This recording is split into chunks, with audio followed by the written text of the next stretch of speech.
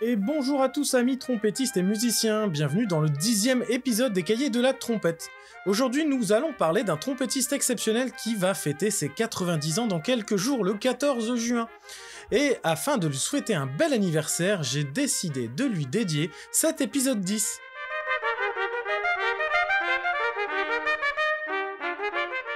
Admis en 1951 au Conservatoire national supérieur de musique de Paris, il attend sur un banc dans la cour alors qu'est assis à côté de lui un certain Maurice André. Musicien d'orchestre et grand professeur, il aura formé de nombreux élèves tout au long de sa vie. Aujourd'hui, je vous propose un épisode sur Antoine-Marcel Lagorce, figure emblématique de la trompette, qui nous a notamment livré un cahier de 15 études concertantes intitulé « Petites études concertantes » dont nous parlerons aujourd'hui.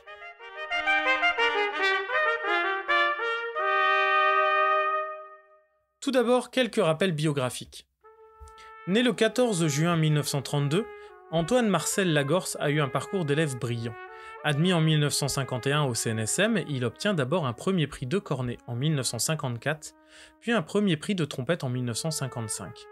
L'année suivante, il intègre la musique de la garde républicaine. Puis, en 1957, il réussit le concours de trompette solo à l'orchestre radio-symphonique, qui deviendra l'orchestre philharmonique de l'ORTF, actuelle Philharmonique de Radio France. Il y reste jusqu'en 1967, date à laquelle Charles Munch fonde l'Orchestre de Paris et demande expressément à avoir Marcel Lagorce au poste de trompette solo. Il y restera jusqu'en 1993 et sera remplacé par Bruno Tomba au poste de trompette solo. Le son de Marcel Lagorce plaisait beaucoup à Charles Munch. On peut lire d'ailleurs dans le livre L'Orchestre nu de François Dupin cette anecdote.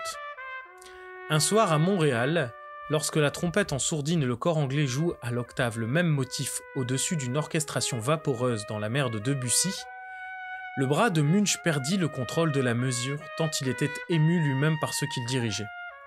Alors les deux musiciens, Marcel Lagorce et Jean-Claude Malgloire, offrirent au chef le plus beau cadeau de musicien qui soit, en jouant le motif avec un tel ensemble qu'on ne pouvait déceler par l'oreille la trompette du cor anglais. Fin de citation. Marcel Lagorce était également membre du quintet de cuivre Ars Nova, avec Georges Barboteux, Bernard Janoutot, Camille Verdier et Élie Renaud, fondé en 1964. En 1976, il prend l'intérim de Maurice André au Conservatoire national supérieur de musique et de danse de Paris et y enseigne jusqu'en 88. Parmi ses élèves figurent notamment Frédéric Mélardy, trompette solo de l'Orchestre de Paris, Pascal Vigneron, professeur à l'École normale de musique, Hervé Noël, professeur au Conservatoire de Bruxelles, Michel Barré, André Spelitch, Marc Bauer, ou encore Thierry Amiot ou Gilles Herbillon, professeur au CRR de Reims.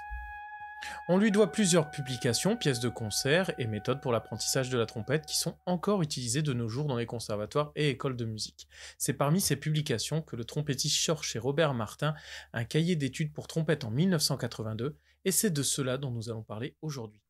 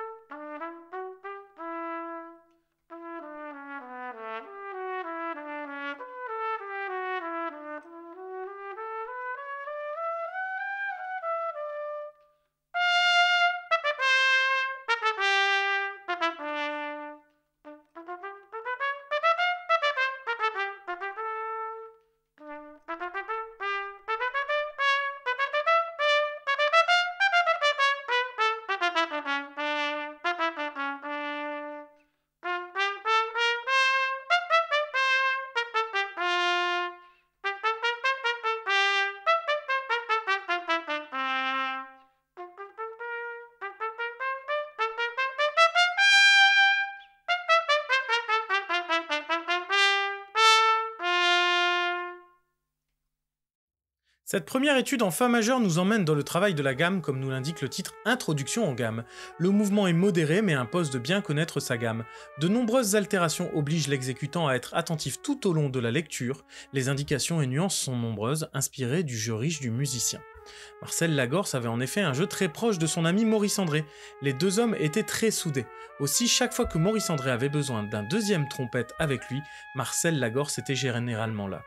Leur interprétation du double concerto de Vivaldi est bluffante, tant les deux sons se marient à merveille. C'est donc naturellement pour la maison de disques Erato que Marcel Lagorce a travaillé. Il est présent dans quantité de pièces d'orchestre et de concertos aux côtés de Maurice André, avec l'orchestre de chambre notamment de Jean-François Paillard. Il comptabilise près de 60 enregistrements durant sa carrière. Après la première étude, je vous propose d'entendre deux études, la numéro 3 intitulée Pavane et la numéro 9 intitulée Arpège à l'italienne. Étude numéro 3.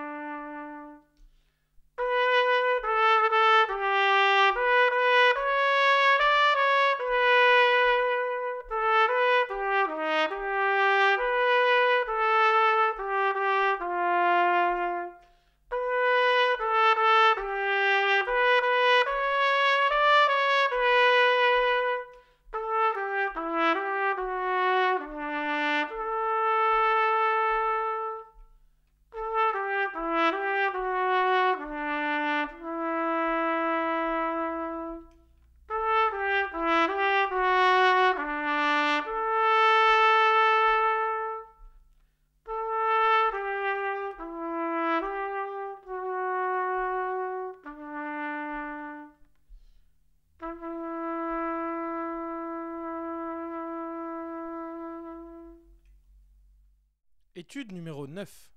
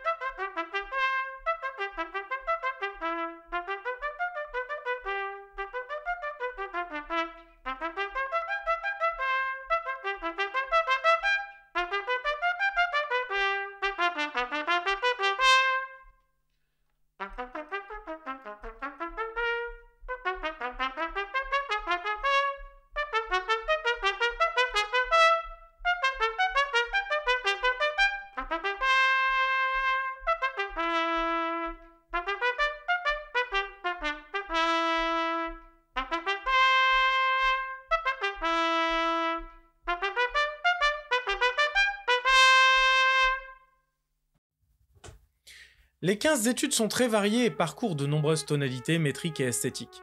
Elles ont été écrites à destination des élèves trompettistes ayant atteint le niveau de cycle 2, c'est-à-dire entre 5 et 8 années de trompette.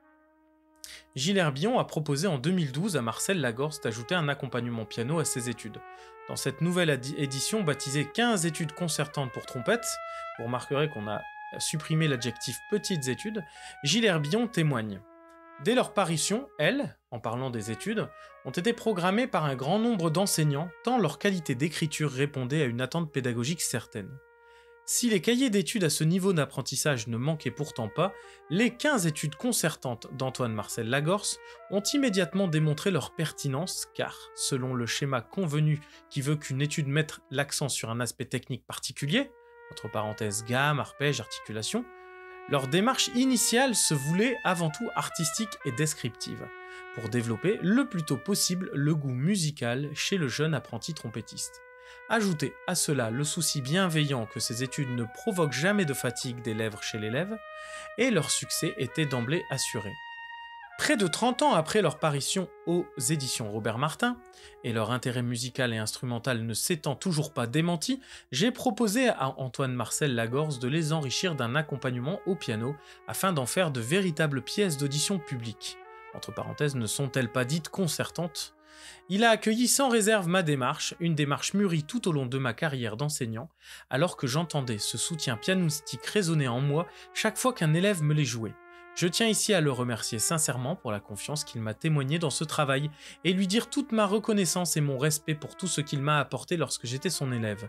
J'espère que les élèves et leurs professeurs y trouveront autant de plaisir à les travailler et les jouer sous cette forme nouvelle que j'ai eu à les imaginer. Fin de citation. De véritables pièces de concert dont témoignent les titres comme Oriental, Sarabande, Ouverture en tierce ou encore Polka chromatique, l'étude numéro 15 qui donne la part belle au mouvement chromatique que je vous propose d'écouter désormais.